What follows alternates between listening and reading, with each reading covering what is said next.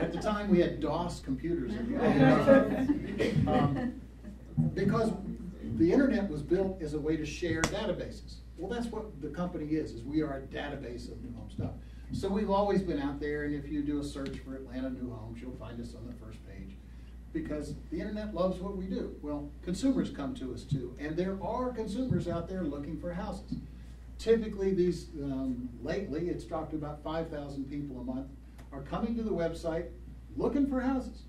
People want to buy houses. They are out there. They may not be able to buy houses, but they are out there. That's not my problem.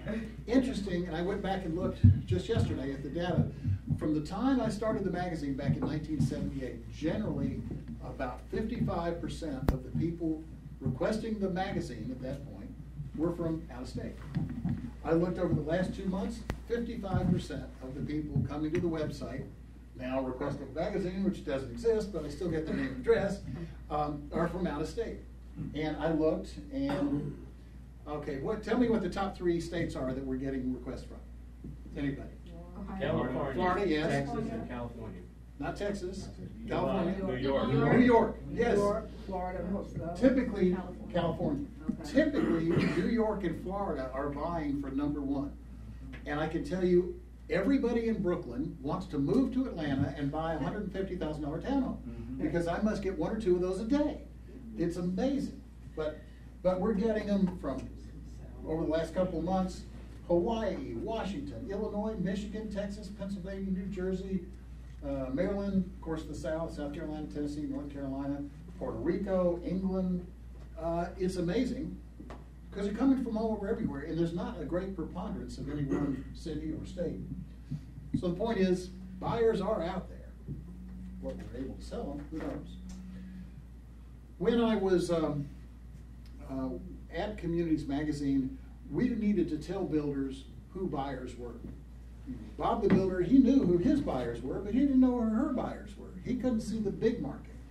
So we started saying, well, let's help him with that. Well, we kept battling with traffic cards. Well, I got these traffic cards and they tell me that all my buyers are this, that, and the other. And we said, yeah, but generally 95% of the people who are walking into your subdivision don't buy from you. Normal closing ratio was 1 out of 20 for a builder in traffic. If they were really narrowed down, then maybe 1 out of 10, but usually that meant they weren't getting enough people at the subdivision. So I said, why would you want to survey people, 95% of whom don't buy? Who cares about them? As president of Housing Guides of America, an association of publishers like Communities all over the country, we all work together to figure out some of the ways that builders ought to be gathering data. And together we came up with a new home buyer survey, which we started back in the early 90s, to go out and survey, at that point, a sampling of all the buyers in Metro Atlanta, all the new home buyers from courthouse records, and ask them questions about who they are and where they came from and how they shop.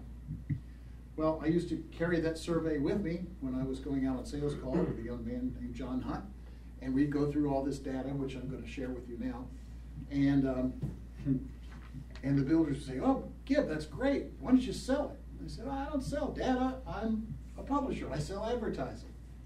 And they went, okay. I said, just call me up and I'll share it with you. They said, fine. Well, John Hunt, sitting with me, said, Well, a couple years later, John Hunt quit. And now he has a company called ViaSearch, which is still in business, which is selling the data that we used to produce.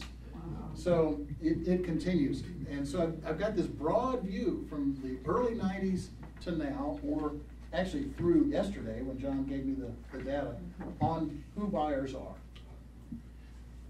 I asked John, I'm going to give you the data for new home buyers. Who are they? I talked to John. We had done this quite some time ago. He's done it recently. Are new home buyers different than resale buyers? And he said, no, they're really not. The numbers come up almost identical. The product is different, but their interest and how they shop and where they shop and that sort of thing is very similar. So this information should be useful to you in new or resale.